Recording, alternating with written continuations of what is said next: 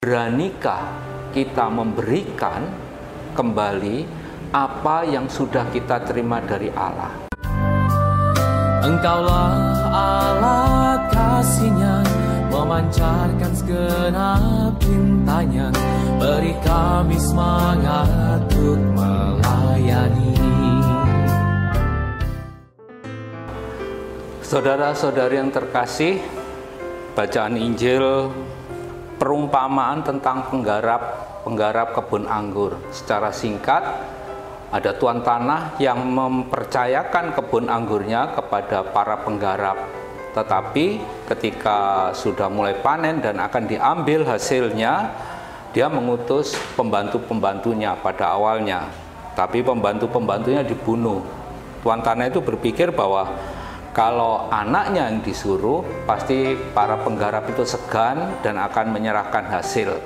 Tetapi akhirnya anaknya itu juga dibunuh. Dan Injil ini adalah kritikan kepada para imam kepala dan ahli Taurat yang berusaha mengukui bahwa ajaran kebenaran itu adalah miliknya sendiri.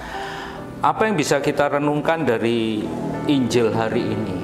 Bahwa sebetulnya kita tidak jauh berbeda lah dengan para penggarap itu.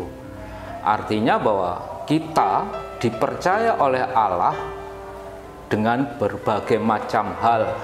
Kekayaan yang kita miliki, kepandaian, gelar, kedudukan, jabatan, itu adalah sesuatu yang dipercayakan Allah kepada kita, dan suatu saat Allah akan meminta apa hasil dari semuanya itu. Tetapi masalahnya kita ingin merasa bahwa kita ingin memiliki itu untuk pribadi kita, bukan untuk kita bagikan. Inilah sifat manusia yang egois.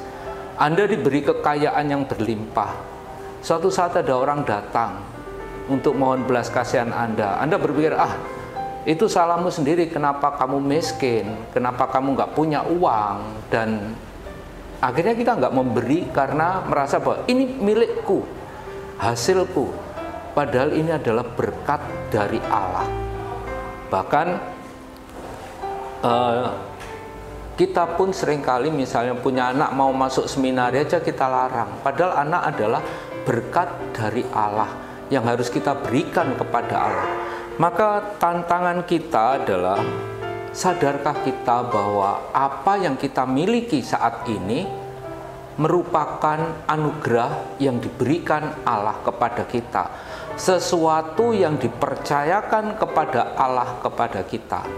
Jadi sesuatu yang kita terima dengan tangan terbuka seperti ini diletakkan oleh Allah, dipercayakan kepada kita untuk dikembangkan. Sampai suatu saat Allah akan datang dalam berbagai wujud untuk meminta kembali apa yang sudah dititipkan.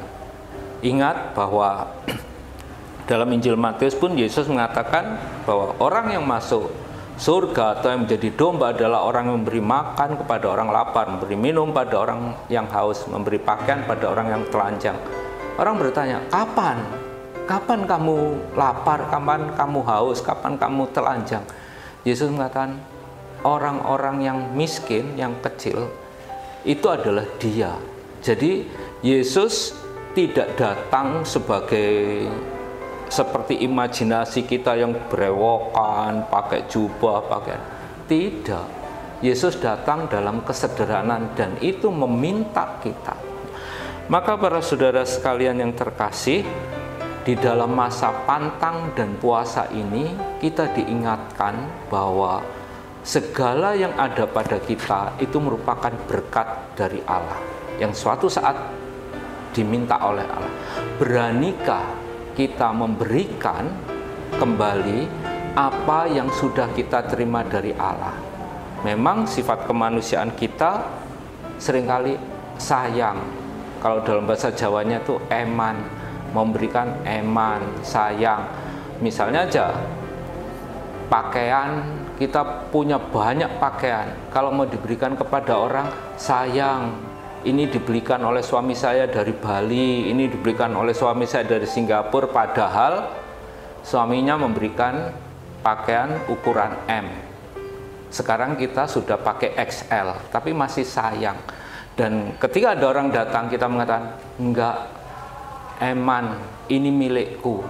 Itulah yang membuat kita enggak bisa masuk ke dalam kerajaan surga. Karena kita tidak mau memberikan kepada Allah apa yang sudah dititipkan Allah kepada kita. Amin.